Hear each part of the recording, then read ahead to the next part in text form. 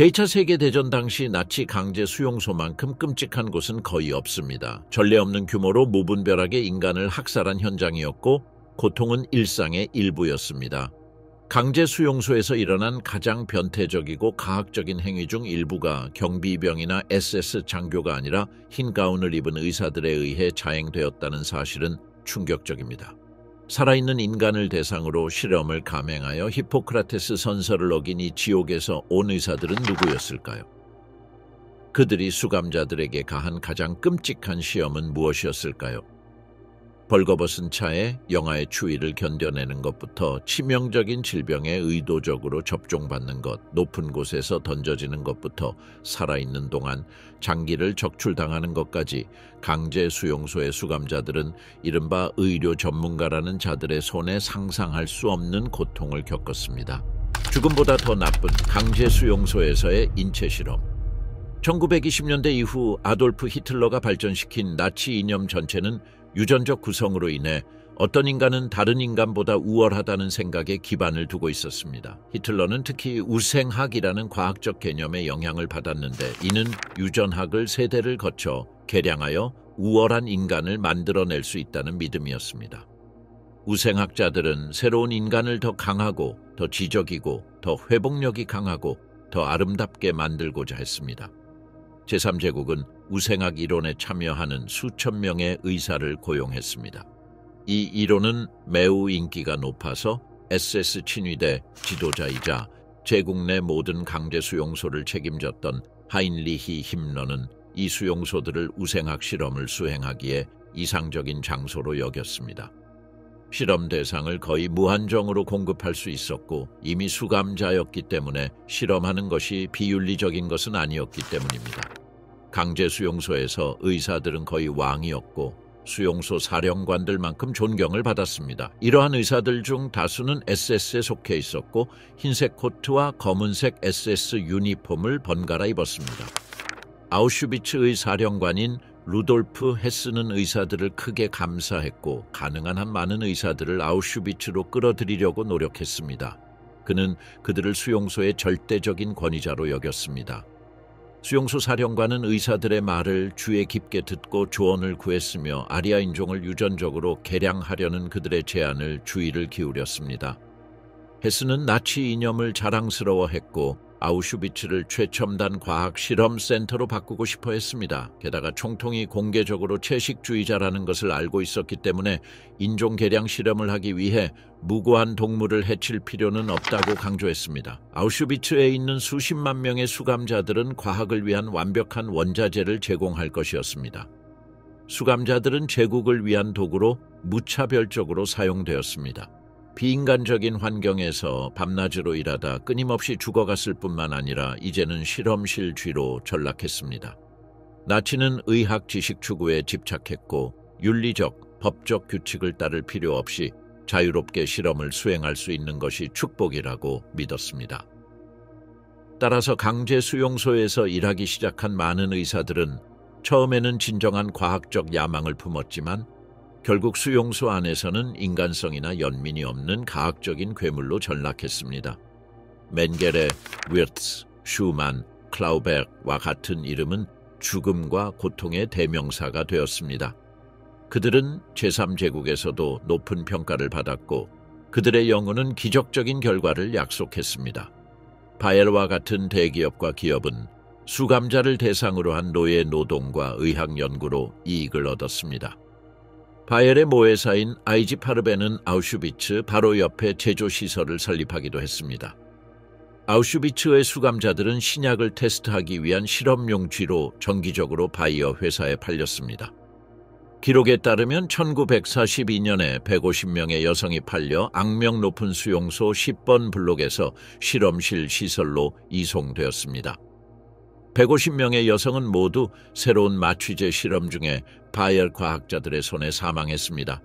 불행히도 민간 기업에서 수행된 불법적이고 부도덕한 실험을 증명하는 대부분의 문서는 파기되거나 언론에 의해 무시되었습니다. 그러나 기업이 수용소에서의 인간 실험과 강제 노동으로 막대한 이익을 얻었다는 것은 분명합니다. 유전적 구성으로 인해 열등하다고 여겨진 사람들을 제외하고 제국의 모든 사람들의 미래는 매우 밝아 보였다. 힘러의 의사부대는 1941년 초부터 강제 수용소에서 일할 수 없거나 다른 이유로 바람직하지 않은 사람들을 샅샅이 뒤지라는 명령을 받았고, 그 결과 치클론 B라는 독가스로 인해 수많은 사람들이 목숨을 잃었습니다. 저명한 의사였던 피셔 교수는 유대인은 인간이 아닌 다른 종이라고 공개적으로 주장했습니다. 따라서 유대인에 대한 실험이 허용되었습니다. 1942년 1월, 남녀 의사와 간호사로 구성된 대규모 파견대가 흠노의 학살 수용소를 건설하기 위해 폴란드로 파견되었습니다. 그해 12월 율리우스 박사는 할레보르데는 여름 동안 500명의 정신지체 환자의 뇌를 해부할 수 있었다고 보고했습니다.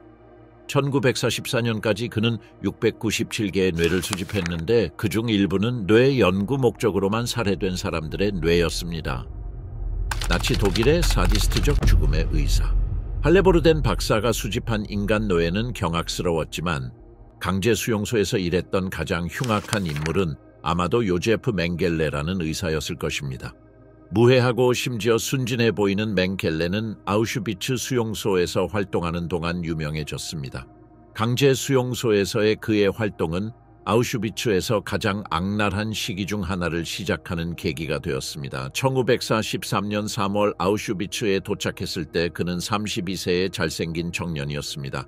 머지않아 그의 이름은 공포의 대명사가 되었습니다. 영어 항상 흠잡을 데 없는 SS 제복을 입고 단호한 걸음걸이와 매력적인 미소를 지닌 맹겔레는 항상 흰 코트를 입은 동료들과 함께 아우슈비츠 복도를 서성거리는 것을 좋아했습니다. 그의 행동은 불규칙했고 종종 격렬한 기분 변화를 겪었습니다. 맹겔레의 주요 연구는 쌍둥이에 집중되었는데 그의 꿈은 순수한 아리아 여성이 한 명 이상의 아이를 갖는 방법을 찾는 것이었기 때문입니다. 이 목표를 달성하기 위해 그는 아우슈비츠를 실험실로, 가난한 폴란드와 로마 어린이를 실험 대상으로 삼았습니다. 의사 칼 클라우베르와 호스트 슈만은 생식력의 이면인 불임 수술에 대한 의학 연구를 수행했습니다. 슈만은 나치가 소넨슈타인 학살 수용소에서 개발한 안락사 프로그램에 참여한 의사 중 한 명이었습니다. 클라우베르크와 슈만이 아우슈비츠에 도착했을 때 10번 구역은 둘로 나뉘었습니다. 클라우베르크는 한쪽을, 슈만은 다른 쪽을 감독했습니다. 슈만이 있던 구역에는 거대한 엑스레이 기계들이 있었는데 그곳에서 불임 수술을 받은 수감자들은 불임 수술을 받았습니다. 그곳에서 남녀는 장시간 엑스레이에 노출되어 장애의 극심한 통증을 겪었고, 슈만의 무표정한 시선 아래 끔찍한 광경을 목격한 간호사들이 구토를 했다는 기록이 있습니다. 엑스레이 촬영으로 인해 복부, 사타구니, 엉덩이에 심각한 방사선 화상을 입었고 치유되지 않는 골문 병변을 남겼습니다. 여성이 귀했던 시절 매춘의 대상이 되어 고위층의 섹스 토이로 전락했거나 살해당했기 때문일 수도 있지만 간호사들은 종종 슈만 박사의 끔찍한 실험에 시달렸습니다. 클라우버그는 다른 유형의 불임 시술을 시도했습니다. 주사를 이용한 화학적 불임 시술도 시도했습니다. 그와 함께 일한 간호사들은 실험용 화학 물질을 여성의 자궁에 직접 주입하는 잔혹한 작업을 했습니다. 여성들을 눕힌 후 간호사들은 다리를 벌리고 있는 동안 클라우버그와 의료진은 주사가 제대로 맞았는지 자궁을 검사했습니다. 힘러 자신도 루돌프 헤스 휘에서 이 의사들이 시작한 불임화 실험 결과에 개인적으로 관심이 있었습니다. 힘러는 불임화가 유대인 문제를 해결하는 강력한 도구이며 악명 높은 가스실보다 훨씬 더 효과적일 것이라고 믿었습니다. 반제 완세에 있는 총통 관저에서 힘러는 독일 유대인들을 대량 추방하는 것보다 불임화하는 것이 더 저렴할 것이라고 주장했습니다. 클라우베르는 회스와 힘러에게 제국을 위해 가장 저렴하고 효과적인 방법을 찾겠다고 약속했지만 실제로는 원하는 결과를 얻지 못했습니다. 그가 성공한 것이라곤 수많은 인간 실험용 쥐들에게 고통과 죽음을 안겨준 것뿐이었습니다. 슈만과 클라우베르크는 끔찍하고 피에 굶주린 두 의사였습니다. 하지만 그들이 실험을 한 유일한 사람은 아니었습니다. 그런 또 다른 대표자는 에두아르트였습니다. 위르츠, 그는 아우슈비츠의 수석 의사였습니다. 위르트스는 또한 자궁 경부의 기능을 조사하기 위해 여성에게 강제 실험을 하는 것을 즐겼습니다. 덴마크 내분 비학자 칼 바네트는 피부 아래에 이식하면 천천히 테스토스테론을 방출하는 캡슐인 인공 남성 생식선을 개발했습니다. 1944년 비알네튼 제국 SS 보조의사 ernst 로버트 그라위츠 이게 캡슐이 동성애자 남성을 이성애자로 바꿀 수 있다고 제안했습니다. 부켄왈드 강제 수용소에서 하인리히 힘러와 수용소 의사 게라트 시드라우스키의 지원을 받아 바이알네튼 최소 10명의 동성애자 수감자에게 캡슐을 이식했습니다. 수용소에서 석방을 원하는 수감자들은 이 캡슐이 기적적으로 그들을 이성애자로 바꾸었다고 주장했고 비알네튼 결과에 만족했습니다. 그러나 이 방법은 전쟁이 다음 해에 끝났기 때문에 결코 실행되지 않았습니다. 얼음물과 바닷물을 이용한 실험. 나치 실험의 또 다른 주요 목표는 초인 병사 개발이었습니다. 순수 독일 아리아인은 이미 다른 인종보다 우월했지만 과학적 실험을 통해 더욱 발전시킬 수 있다고 믿었습니다. 예를 들어 히틀러는 병사들이 극한의 추위나 극한의 더위 속에서도 더 나은 전투원이 될 수 있는 방법을 찾고자 했으며 심지어 소금물만 있는 환경에서도 생존할 수 있는 방법을 찾고자 했습니다. 이러한 기술은 제2차 세계대전이 북아프리카와 노르웨이와 같은 극한 기후 지역으로 확대되면서 유용하게 쓰였습니다. 지그문트 라셔는 극한의 추위에 대한 인체의 반응을 연구하는 데 몰두했습니다. 그는 루프트바페를 대신하여 300명의 피험자를 대상으로 동의 없이 소위 동결 실험을 수행했습니다. 이러한 실험의 대부분은 루프트바페의 수석 외과의였던 에리히 히프케의 요청으로 이루어졌습니다. 히프케는 직접 실험에 참여하고 싶지 않았기에 라셔를 다하우로 보내 모든 결과를 보고하도록 엄격한 명령을 내렸습니다. 이 실험은 루프트바페가 악명 높은 고고도 실험을 수행했던 다하우에서 수행되었습니다.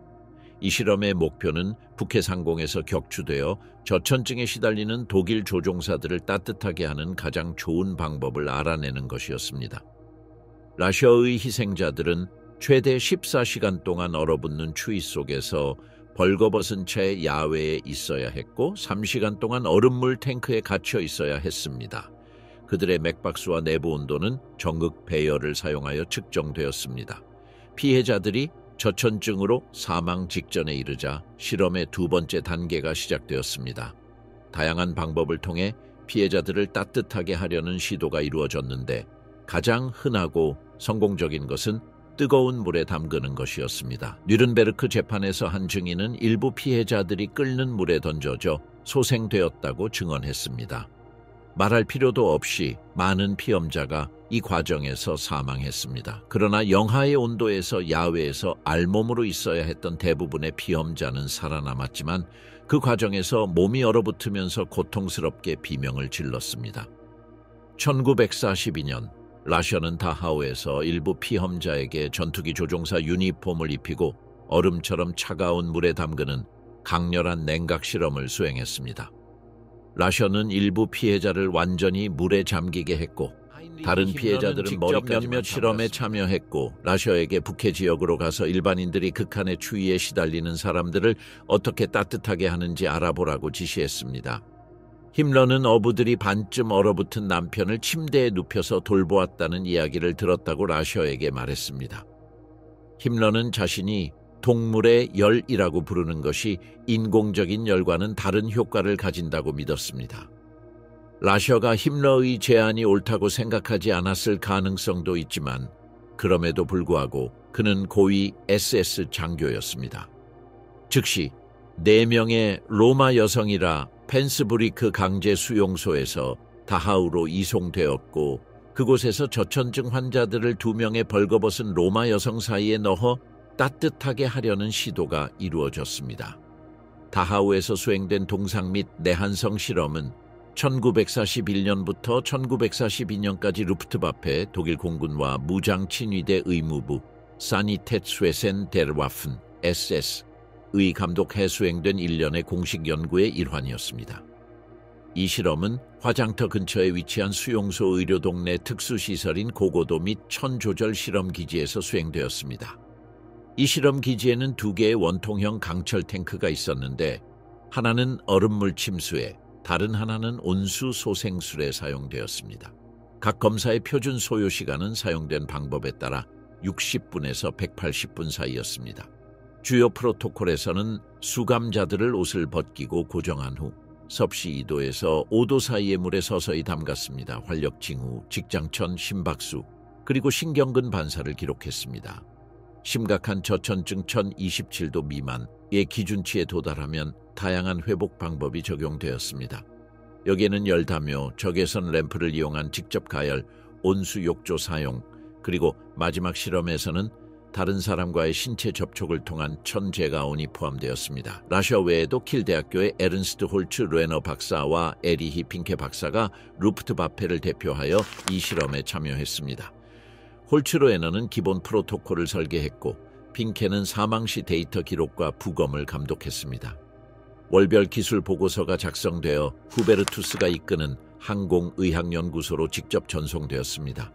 베를린에서 의투쟁 1942년 10월 뉘른베르크에서 열린 비밀회의에서 이 의사들은 냉수 침수에 대한 인체 반응 연구라는 제목으로 연구 결과를 발표했지만 피험자들이 강제 수용소에 수용되었다는 사실은 밝히지 않았습니다. 에핑거 박사가 지휘했으며 제국 보건부의 지원을 받았습니다. 실험 대상자들은 세 그룹으로 나뉘었습니다. 처리되지 않은 해수, 베르카티트, 실험용 담수화 첨가제로 화학적으로 처리한 해수, 그리고 식수를 이용할 수 있는 대조군이었습니다. 실험군 수감자들은 3주 이상 식염수나 처리된 액체만 섭취하며 생존했고 심각한 신장 손상, 구토, 설사, 환각 증세를 보였으며 많은 경우 사망에 이르렀습니다. 이 실험들은 다하우 보고서 139A 1944 파일에 기록되어 있으며 이 파일은 전쟁 말미에 압수되어 현재 미국 기록 보관소에 부분적으로 보존되어 있습니다. 1944년 7월부터 같은 해 9월까지 다하우 강제 수용소에서는 바닷물을 마실 수 있게 만드는 다양한 방법을 연구하는 실험이 진행되었습니다. 이 희생자들은 모든 음식을 박탈당하고 여과된 바닷물만 먹었습니다.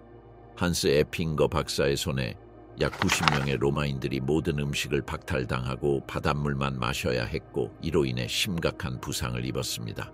그들은 너무 탈수되어 마실 물을 얻기 위해 갓 닦은 바닥을 핥기 시작했습니다. 티쇼페닉이라는 홀로코스트 생존자는 다하우에서 해수 실험의 피험자 중 한 명이었습니다. 의학실험소에서 일하는 동안 그는 수감자에게 수행되는 일부 실험, 특히 소금물을 강제로 마시게 하는 실험에 대한 지식을 얻었습니다. 티쇼페닉은 또한 실험 피해자들이 먹는 데 어려움을 겪었고 바닥에 있는 낡은 걸레를 포함하여 필사적으로 물을 찾았다고 설명했습니다. 티쇼페닉은 의무실에서 X선 기계 사용을 담당했으며 무슨 일이 일어나고 있는지 알고 있었지만 그것을 막을 힘이 없었다고 설명합니다. 그는 단지 실험 중 하나를 목격했다는 이유로 시그문드 라셜에 의해 가스실로 보내진 의무실의 환자의 예를 들었습니다. 폭발하는 사람, 보다 인도적인 살인 방법. 강제 수용소의 잔혹함은 너무나 극심해서 나치 심리학자들은 외상적 경험을 호소하는 병사들과 경비병들을 끊임없이 치료했습니다. 그들은 끔찍한 살인을 목격하거나 자행하도록 강요받았고 이는 끔찍한 악몽과 공황 발작을 유발했습니다. 많은 병사들이 이러한 학살로 인해 심리적 질환을 앓게 되었고 자신들이 가담했던 학살의 환상을 경험했습니다. 이러한 시위와 자신이 직접 목격한 사실들을 바탕으로 힘러는 부하들에게 심리적 문제를 덜 유발하는 살인 방법을 찾도록 명령했습니다. 그 결과 몇 주 후 형사경찰기술연구소의 SS 소위였던 알베르트 비트만이라는 의사가 실험을 위해 동쪽의 민스크로 향했습니다. 비트만은 이전에 정신질환 환자를 살해하는 데 사용되는 가스 살인 기법을 개발하는 데 중요한 역할을 했는데 이 기법은 악티온 T사로 알려지게 되었습니다.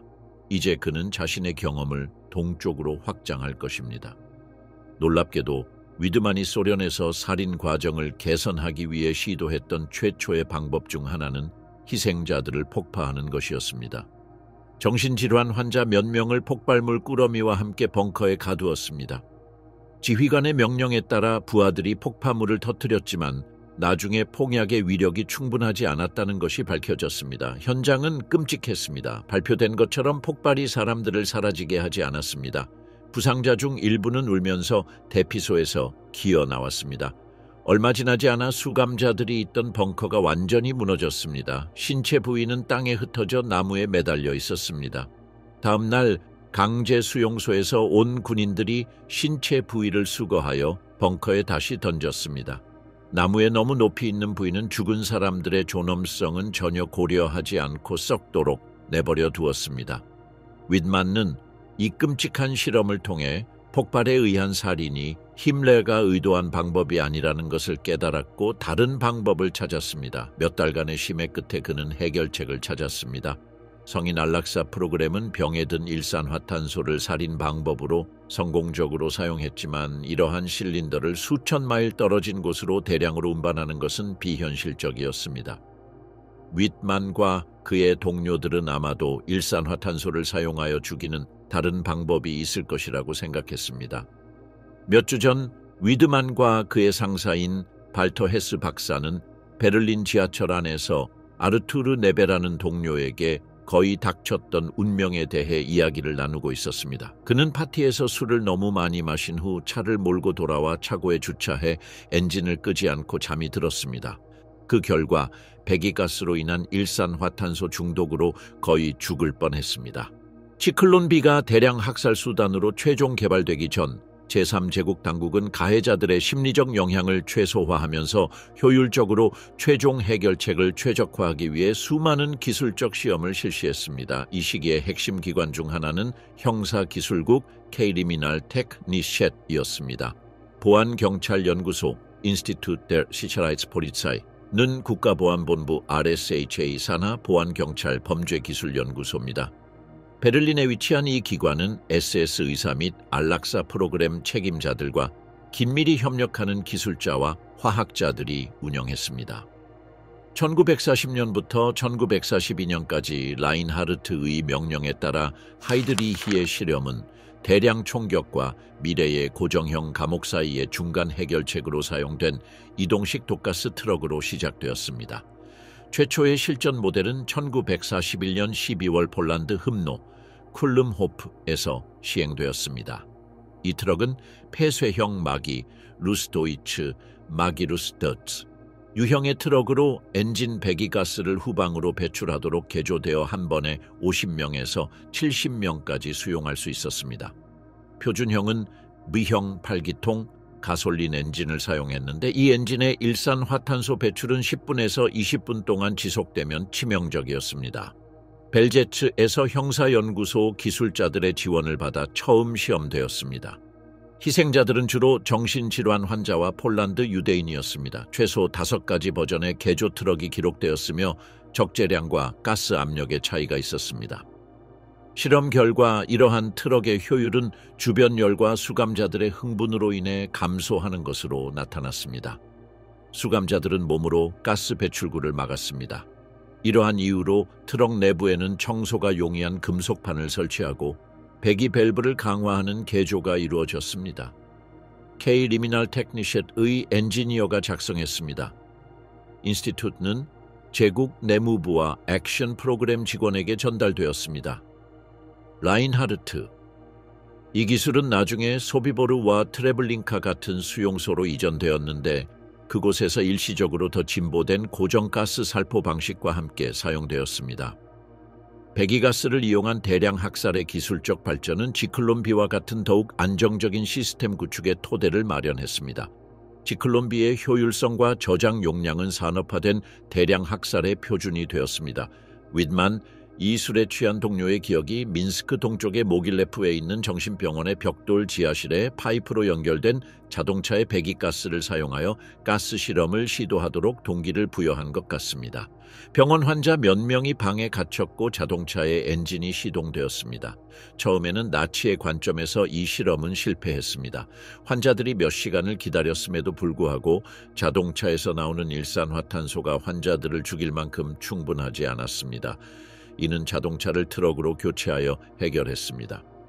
이번 실험은 나치의 관점에서 성공이었습니다. 지하실의 수감자들은 1분도 차에 되지 않아 의식을 잃고 땅에 쓰러졌고 얼마 지나지 않아 모두 죽었습니다. 힘레르는 이 실험의 결과에 매우 만족했습니다. 위드만은 살인자에게 범죄의 심리적 영향을 최소화하는 저렴하고 효과적인 살인 방법을 발견했습니다. 위드만의 실험은 처음에는 폭발물을, 그 다음에는 일산화탄소를 사용했는데 이는 대량 학살이라는 가장 악명 높은 방법으로 이어진 예비 단계였습니다. 1941년 최초의 가스실 실험이 실시되었습니다. IG 파르벤이 치클론 B라는 가스를 발명한 후 이 방법은 완성되었습니다.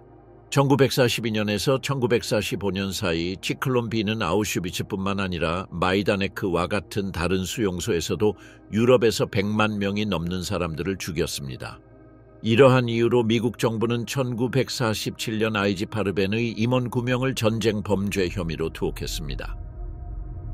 맹겔레의 쌍둥이에 대한 병든 집착. 맹겔레의 주요 관심사 중 하나는 쌍둥이 실험이었습니다. 그는 독일 여성들이 쌍둥이를 임신할 수 있는 방법이 있다면 아리아인 인구 증가율이 2배로 증가할 것이라고 믿었습니다. 나치 과학자들은 다른 인종의 출산율을 줄이는 동시에 독일 시민의 출산율을 높이는 방법을 찾는 데 집착했습니다. 결국 그들은 아리아인이 세계 인구를 완전히 차지하게 될 것이라고 생각했고 아리아인이 다른 인종보다 우월하다고 믿었습니다. 그러나 요제프 맹겔레의 경우 그의 실험을 주도한 또 다른 요인이 있었습니다. 그는 매우 가학적이었고 타인에게 권력을 행사하고 고통을 가하는 것을 즐겼습니다. 맹겔레의 쌍둥이 실험에는 건강한 사지 절단, 발진 티푸스와 같은 질병의 고의적 감염, 한 쌍둥이에서 다른 쌍둥이로의 수혈, 그리고 샴 쌍둥이를 만들기 위한 쌍둥이 꿰매기 등이 포함되었습니다. 그의 실험 결과와 실험 수행 이유는 그의 노트에 꼼꼼하게 기록되었지만 연합군이 아우슈비츠 강제수용소를 점령하려던 중 대부분의 문서가 파기되었습니다. 에바 모세스 몇 안 되는 생존자 중 한 명인 코르는 맹겔레가 이성 쌍둥이 간의 교차 수혈에 특히 관심이 있었다고 주장했습니다. 그는 이것이 그들의 성을 바꿀 수 있는 방법이 될 수 있다고 생각한 것 같습니다. 이러한 이유로 그는 쌍둥이의 생식기를 이용한 실험을 했고 심지어 7살 여자아이의 요로를 자신의 결장에 연결하려고 시도하기도 했습니다. 대부분의 쌍둥이는 이러한 시술 중 사망했지만 맹겔레에게는 문제가 되지 않았습니다. 맹겔레의 실험은 즉흥적으로 수행된 것이 아니라 제3제국의 의료기구에서 흔히 볼 수 있었던 통계 및 행정 절차를 갖춘 체계적이고 문서화된 틀 안에서 수행되었습니다. 맹겔레와 그의 팀은 각 쌍둥이에 대한 임상 기록을 코드화하여 보관했는데 여기에는 체중, 키, 뼈 비율, 근육 발달, 심박수, 성장 패턴, 심지어 관찰된 심리적 특성까지 포함된 상세한 기록이 담겨 있었습니다. 이 정보는 연합국 연구소에서 인종연구 프로그램에 파견된 독일 의대 포로와 학생들 중에서 선발된 기술 조수들이 처리했습니다. 이 조수들은 표준화된 양식에 따라 데이터를 수집하여 베를린으로 보냈고 이 데이터는 인간 우생학에 대한 과학적 데이터를 중앙에서 관리하는 기관 중 하나인 유전생물학 및 인종위생연구소로 전송되었습니다.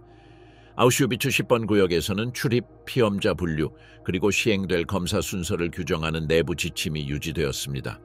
이 지침은 SS 고위 의사들의 서명을 받고 인종 및 재정착 본부에서 승인되었습니다. 맹겔레는 또한 가족력, 민족 기원, 그리고 이전 생체 검사 결과가 담긴 수천 개의 파일을 관리하는 SS 중앙 인종 및 인구 기록 보관소와 직접 협력했습니다. 이를 통해 연구자들은 같은 인종 계통의 개인들 간의 종단적 비교를 수행할 수 있었습니다. 맹겔레의 부대는 일란성 쌍둥이와 이란성 쌍둥이를 구분하는 독특한 수감 쌍둥이 데이터베이스를 관리했습니다. 이러한 분류는 유전 연구에 매우 중요했습니다. 실험적 개입 후 진행 또는 악화를 보여주는 통계 그래프와 함께 매주 보고서가 작성되었습니다. 보고서는 암호화된 내부 파일에 보관되었는데 그중 상당수는 수용소 마지막 날에 파기되었지만 1945년 소련군에 의해 일부 자료가 회수되었습니다. 방법론적 접근 방식에는 동시 부검을 통한 비교 장기 분석, 통제된 환경에서의 조직 수집 그리고 교차 실험이 포함되었습니다. 예를 들어 쌍둥이 중 한 명은 면역 억제제를 투여받고 다른 한 명은 대조군으로 활동할 수 있었습니다. 기존의 생물의학적 절차에서 비롯된 이러한 논리는 수용소 환경에 의해 왜곡되어 동의나 윤리적 경계 없이 적용되었습니다. 블록 10의 과학적 구조는 멘겔레의 잔혹한 행위가 단순한 개인의 과잉 행동이 아니라 이념적 목적을 위한 치밀한 데이터 수집 시스템의 일부였음을 보여줍니다. 실험의 첫 단계에서는 유전적 기형을 가진 쌍둥이와 개인들을 멘겔레 박사에게 맡겨 상상할 수 있는 모든 전문 의학적 검사를 시행했습니다. 사진을 찍고 턱과 치아에 석고 모형을 만들고 지문과 발자국을 채취했습니다. 이러한 검사가 끝나자마자 그들은 심장에 페놀을 치사적으로 주사하여 살해당했습니다. 그렇게 다음 단계의 실험, 즉 부검과 내부 장기의 비교 분석이 시작되었습니다. 아우슈비츠 수용소의 열악한 환경으로 인해 쌍둥이 중 한 명이 사망하면 멘겔레는 살아남은 쌍둥이를 데려와 냉혈하게 살해하도록 명령했습니다. 바로 비교 부검을 위해서였습니다. 멘겔레가 아우슈비츠에서 저지른 가장 잔혹한 실험 중 일부는 살아있는 사람을 대상으로 수행되었습니다. 멘겔레의 또 다른 과학적 집착은 인간 발달과 행동에 있어 유전학의 중요성에 대해 더 깊이 연구하는 것이었는데, 이는 여러 나치 우생학자들 사이에서 반복적으로 언급되었던 주제였습니다. 에바 모세스 1944년, 코르는 겨우 10살이었을 때 쌍둥이 언니 미리암과 함께 멘겔레의 가혹하고 냉혹한 손에 넘어갔습니다. 일주일에 3번씩 코르와 언니의 팔은 혈액순환을 방해하기 위해 묶인 채 의식을 잃을 때까지 체혈되었습니다. 한쪽 팔에서 체혈하는 동안 다른 팔에는 정체불명의 물질이 주입되었습니다. 1945년 멘겔레가 자신의 연구 자료를 모두 소각한 이후 우리는 이 무고한 아이들에게 어떤 끔찍한 약물이 주입되었는지 결코 알 수 없을 것입니다. 한 번은 이러한 주사 중 하나가 앱에게 극심한 고열을 일으켜 몇 주 동안 요양해야 했습니다. 멘겔레는 방문 중 그녀를 경멸하는 눈빛으로 바라보며 어린 나이에 며칠밖에 살 수 없다는 것이 안타깝다고 말했습니다. 그러나 에바는 전쟁이 끝날 때까지 살아남았고 자신의 이야기를 들려주며 인권 옹호자가 될 수 있었습니다. 수년에 걸쳐 진행한 수많은 인터뷰에서 에바는 강인한 의지 덕분에 그토록 많은 고통과 잔혹함을 견뎌낼 수 있었다고 말했습니다. 멘겔레는 그녀가 더 이상 실험용 쥐처럼 쓸모없어지기를 바랐습니다. 하지만 에바는 자신이 죽으면 쌍둥이 여동생 미리암이 막사에서 끌려나와 총살당할 것이라는 것을 알고 있었습니다. 에바는 무슨 일이 있어도 미리암을 그런 재앙으로부터 보호하겠다고 다짐했습니다. 치명적인 질병과 이상한 화학물질을 이용한 생물학 실험. 1942년 2월부터 1945년 4월까지 다하우 강제 수용소에서 1,200명이 넘는 수감자를 대상으로 말라리아 실험이 실시되었습니다. 건강한 수감자들은 말라리아 모기가 가득 찬 철창 안에 손과 팔을 고정시켰습니다. 말라리아에 감염되면 고용량에서 치사량까지 다양한 용량의 합성 약물로 치료를 받았습니다. 그 결과 절반 이상이 사망했습니다. 다른 수감자들은 영구적인 장애를 안고 살아야 했습니다. 의사 재판에서 제출된 진술서에서 오스왈드는 다음과 같이 말했습니다. 나치 강제 수용소의 최고 관리자였던 폴은 다하우에서의 말라리아 실험이 자신이 지휘하는 가장 큰 규모의 실험이었다고 증언했습니다. 그의 증언은 기록된 1,200명보다 훨씬 더 많은 수감자들이 실험에 동원되었을 가능성을 시사합니다. 1943년 6월부터 1945년 1월까지 작센하우젠과 나츠바일러 강제 수용소에서 당시 유행성 황달이라고 불렸던 바이러스성 간염을 연구하기 위한 실험이 수행되었습니다. 실험 대상자들에게 이 질병을 주사하여 새로운 백신을 개발했습니다.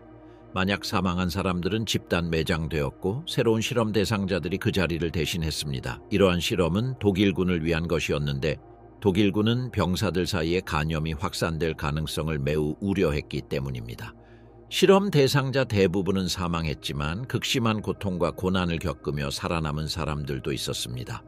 1943년 12월부터 1944년 10월까지 부헨발트에서 다양한 독극물의 효과를 조사하기 위한 실험이 수행되었습니다. 독극물은 실험 대상자들에게 음식에 포함되어 비밀리에 투여되었습니다. 희생자들은 독극물로 인해 사망하거나 부검을 위해 즉시 살해되었습니다. 1944년 9월 실험 대상자들은 독이 묻은 총알에 맞고 고문을 당했으며 종종 사망했습니다. 일부 남성 유대인 수감자들은 독극물을 문지르거나 피부에 주사하여 검은 액체가 가득 찬 종기를 유발했습니다. 나치는 이러한 실험 과정을 꼼꼼하게 기록하고 사진으로 남겼습니다. 1939년 9월과 1945년 4월 사이에 작센하우젠 나츠바일러 및 기타 수용소에서 겨자가스로 인한 부상에 대한 가장 효과적인 치료법을 조사하기 위해 여러 차례 많은 실험이 수행되었습니다. 피험자는 의도적으로 겨자가스와 기타 화학물질에 노출되어 심각한 화학 화상을 입었습니다. 피해자의 상처를 검사하여 겨자가스 화상에 대한 가장 효과적인 치료법을 찾았습니다. 1943년 11월과 1944년 1월 사이에 부헨발트에서 다양한 제약제제가 인 화상에 미치는 효과를 테스트하기 위한 실험이 수행되었습니다. 이러한 화상은 소위탄에서 추출한 인으로 수감자에게 가해졌습니다. 아우슈비츠 10번 블록의 일부 여성 수감자도 전기 충격 요법을 받았습니다. 이 여성들은 종종 아팠고 가스실로 보내져 살해되기 전에 이러한 실험을 겪었습니다. 나치 강제 수용소에서 진행된 의학 실험에는 SS 의료팀뿐만 아니라 제약회사와 제국군 약국을 포함한 복잡한 물류 네트워크가 관여했습니다. 여러 독일 화학회사와 연구소가 강제 임상 실험에 사용된 물질 공급에 연루되었습니다. 가장 주목할 만한 회사로는 IG 파르벤, 호이히스트, 쉐링, 메르크가 있었는데 이들은 실험용 마취제, 항생제, 혈청, 그리고 독극물 등을 공급했습니다. 이러한 물질들은 베를린에 본부를 두고 다하우, 부헨발트, 작센하우젠 등의 지역에 지사를 둔 무장친위대 의료보급부를 통해 공급되었습니다. 의약품의 운송은 무장친위대 의무부 사니텟 디엔스테와픈 SS라는 중앙조직에 의해 관리되었으며 엄격한 물류 지침에 따라 운영되었습니다. 재고물질의 상세한 재고가 관리되었고 수용소로 향하는 연구 물자를 위한 특정 유통망이 존재했습니다. 이러한 물자는 실험용이라고 표시된 용기에 담겨 도착했으며 많은 경우 위조된 의료 기록의 사용 내역이 기록되었습니다. 화학물질은 기차나 군용 차량으로 운송되었으며 수용소 의무실로 직접 배송되도록 허가받은 인원이 동행했습니다. 1945년 이후 가장 논란이 많았던 측면 중 하나는 연합군이 이러한 실험에서 생성된 데이터를 간접적으로 사용했다는 점입니다. 범죄적 기원에도 불구하고 많은 나치 의학 보고서가 미국과 영국의 과학팀에 의해 비밀리에 보관되고 분석되었습니다. 특히 전신 감염, 세균 저항성, 독소의 영향, 그리고 극한 상황에서의 생리적 지표에 대한 데이터는 실험적 관점에서 독특한 것으로 간주되었습니다. 공식적으로 발표되지는 않았지만 캠프 데트릭과 미 육군 의무대와 같은 기관에 보관되었습니다. 이러한 지식은 면역학, 전투 양리학, 그리고 전염병 통제와 관련된 후속 연구에 신중하게 적용되었습니다. 파르벤, 바이어 및 기타 회사 시설에서 엄청난 양의 의료 기록이 압수되었습니다. 뉘른베르크 재판에서 여러 임원이 전쟁 범죄 혐의로 기소되었지만 해당 회사들은 법적으로 존속하여 이후 수십 년 동안 사업을 재개했습니다. 추출된 제약 관련 문서는 작전명 오퍼레이션 쓰레기통 어느 하나 작업 알소스에서는 과학적 정보가 전략적 군사 목표와 결합되었습니다.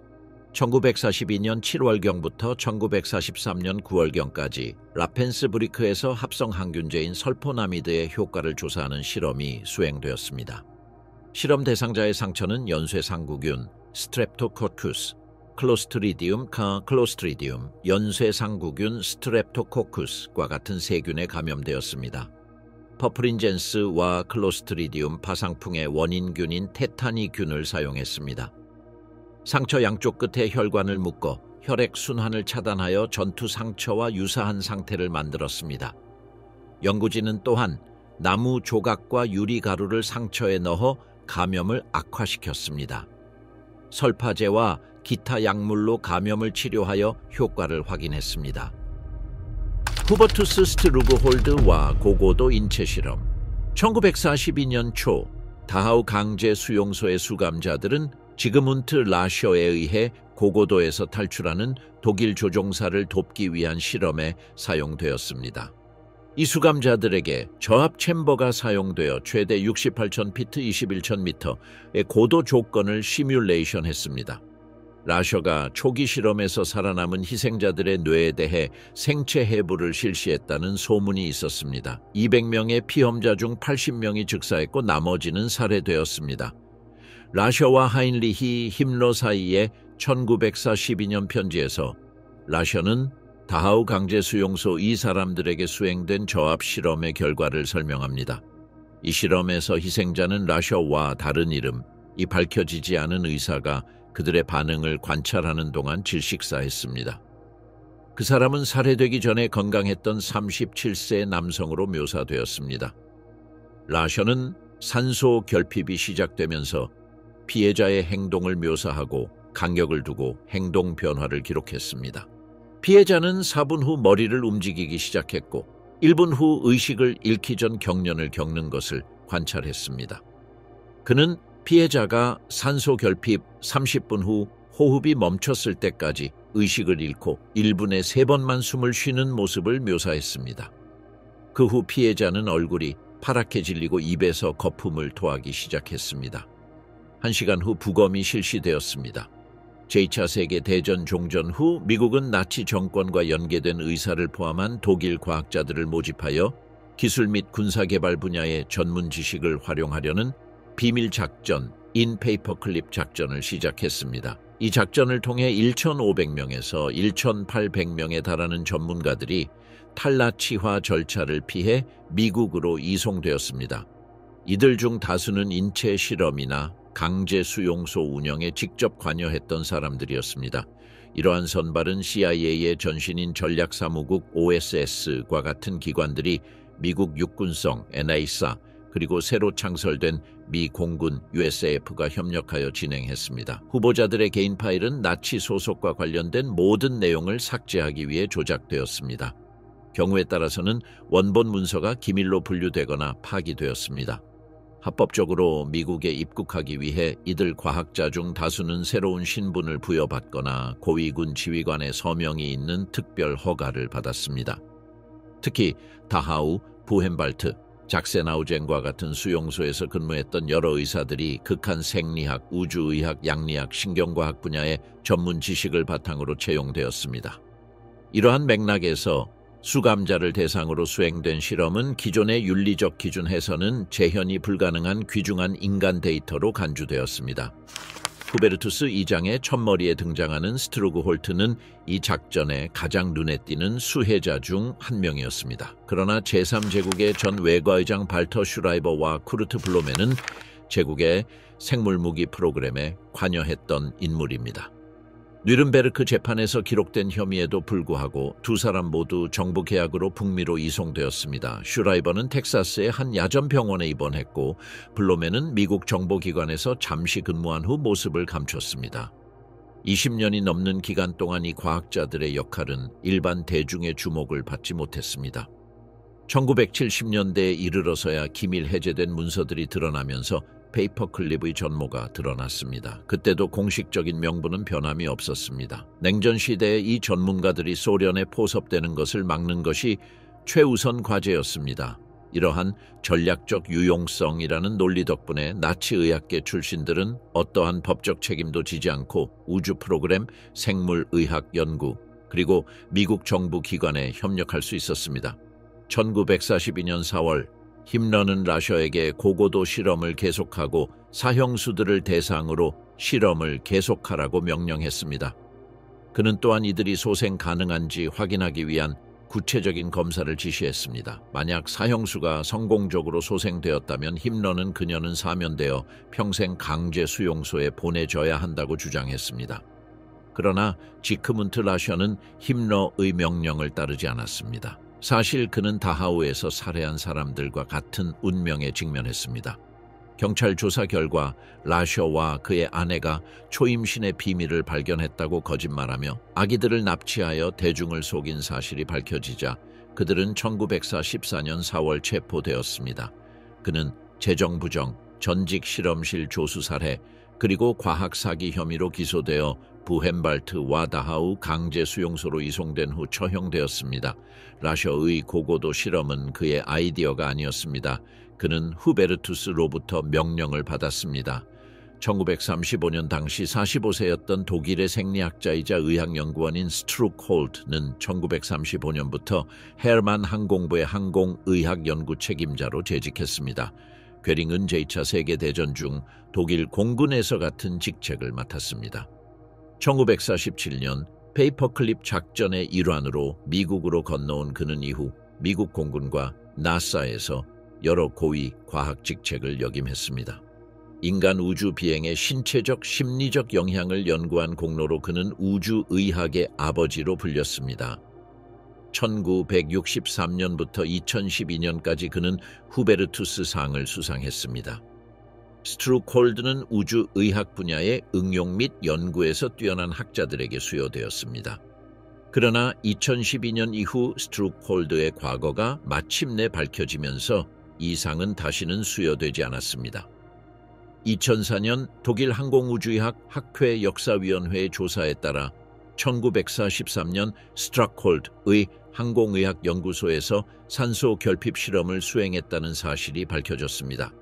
이러한 발견을 바탕으로 11, 13세의 간질 어린이 6명이 브란덴부르크 안락사 센터에서 베를린에 있는 스트라골드의 연구실로 이송되어 진공 챔버에 넣어 저산소증과 같은 고산병의 영향을 시뮬레이션하기 위한 노력의 일환으로 간질 발작을 유도했습니다.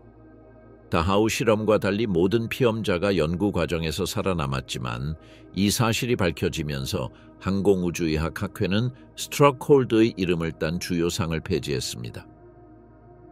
제2차 세계대전 중 강제 수용소에서 수백 건의 인간 실험이 자행되었습니다. 과학이라는 명목으로 자행되었다고 해서 그 잔혹함과 공포가 덜해지는 것은 아닙니다. 모든 연령대의 실험 대상자들은 극한의 온도, 무의미한 수술, 치명적인 질병, 심지어 절단까지 당했습니다. 이 모든 것은 독일이 세계를 지배할 방법을 찾기 위한 명분이었습니다. 더 많은 사람을 더 효율적으로 죽이는 방법을 찾기 위한 실험도 수행되었습니다. 히포크라테스와 아폴로에게 인간의 생명을 보호하겠다고 맹세했다는 이 의사들의 행동은 인간이 얼마나 타락하고 무의미한 폭력에 빠질 수 있는지를 보여줍니다. 마지막으로 가장 우려스러운 생각 중 하나는 맹겔레가 자신의 노트를 불태웠던 것처럼 나치 강제 수용소에 잠긴 벽 뒤에서 자행된 대부분의 끔찍한 실험에 대해 우리는 영원히 알지 못할지도 모른다는 것입니다.